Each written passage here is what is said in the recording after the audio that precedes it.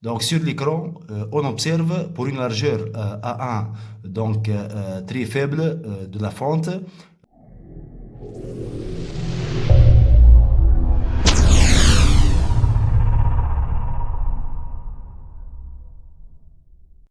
شفنا في فيديو سابق la diffraction du onde mécanique. Donc المرة دي بشوفوا la diffraction de la lumière. Donc on va utiliser comme matériel donc une donc source laser donc qui émet une lumière rouge. Voilà, donc c'est la source laser qui émet une lumière rouge. Et dans une première étape, donc une source laser et un écran. Voilà, donc c'est l'écran. Donc on éclaire l'écran avec un laser. Voilà, donc on observe une tache lumineuse. Voilà. Donc la lumière, donc la propagation de la lumière est en accord avec le principe de propagation rectiligne. Donc la lumière se propage rectilignement d'un point à un autre dans un milieu homogène et transparent.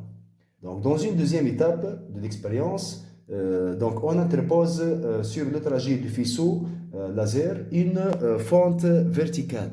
Voilà, donc c'est interpose une fente verticale sur le trajet du faisceau laser. Voilà, donc c'est une fente verticale, voilà, de largeur A réglable. Voilà, de largeur A réglable. Donc on peut régler donc la largeur, voilà.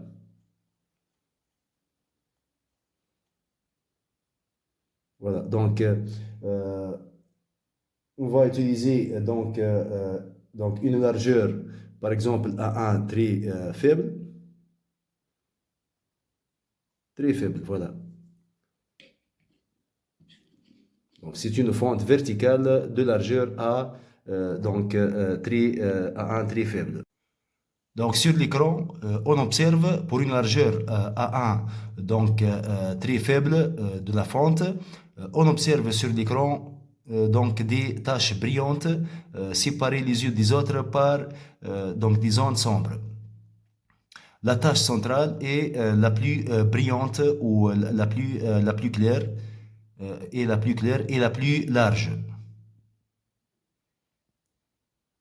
Maintenant, on va diminuer donc encore la largeur A de la fente. Donc, pour une largeur A2 inférieure à A1 de la fente, on observe donc que la largeur de la tache centrale est donc plus grande.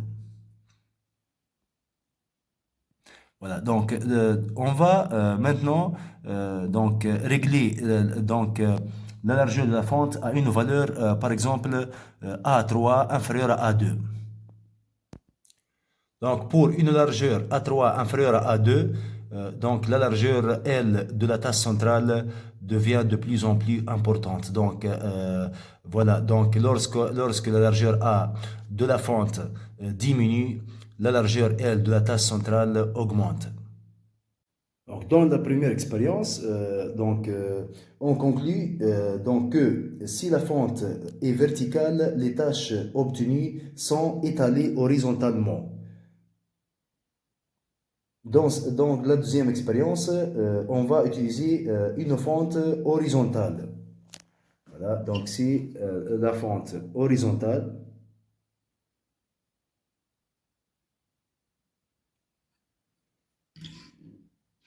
On interpose cette fente horizontale sur le trajet du faisceau laser. Donc, si la fente utilisée est verticale et horizontale, on observe que les taches lumineuses sont étalées verticalement. Voilà. Donc, en conclusion, donc si la fente est verticale, Donc, les tâches obtenues sont étalées horizontalement. Si, maintenant, si la fente est horizontale, les tâches obtenues sont étalées verticalement. Voilà. Voilà. Donc, il y a une forte analogie entre l'onde mécanique et la lumière. Donc, la lumière subit une diffraction, c'est-à-dire une modification de sa direction et donc de sa direction et de sa forme. Donc, la lumière subit un phénomène de diffraction. On dit que la lumière est une onde, appelée onde lumineuse.